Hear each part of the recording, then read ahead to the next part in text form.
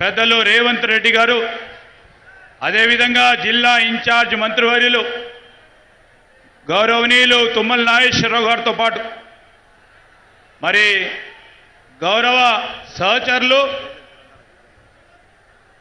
సహచరులు పొన్నం ప్రభాకర్ గారు ఇప్పుడే వివిధ అభివృద్ధి కార్యక్రమాలకి శంకుస్థాపన చేయడం జరిగింది. మరి ఇప్పుడు వారందరూ కూడా మాట్లాడటం జరుగుతుంది కనుక మరి ఒక 10 నిమిషాల్లో మీరందరూ ఓపికతో ఉండాలని కోరుతా ఉన్నాను.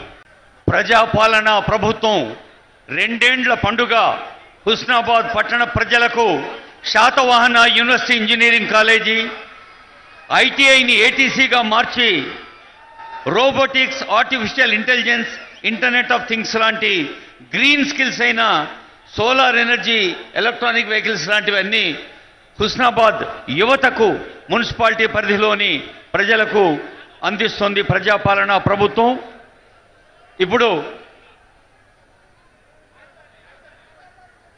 మీ అందరికీ తెలుసు, గౌరవనీయులైన ముఖ్యమంత్రి గారు నేరుగా ఢిల్లీ నుంచి హుస్నాబాద్కి వచ్చారు. హస్తినాపురం నుంచి హుస్నాబాద్కి.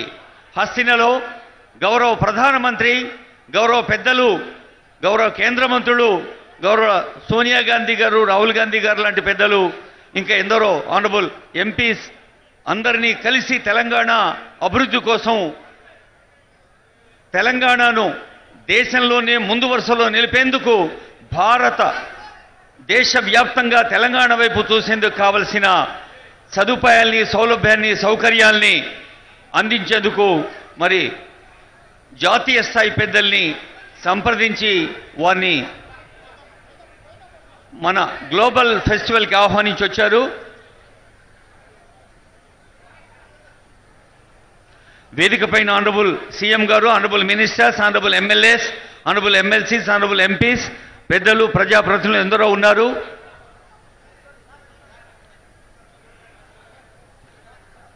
ఇందాకే చూసాం పర్యావరణాన్ని పచ్చదనం. దయచేసి అందరం లేచి నిలబడదాం, మనదైన తెలంగాణ గీతాన్ని పాడదాం. జై జై హే తెలంగాణ.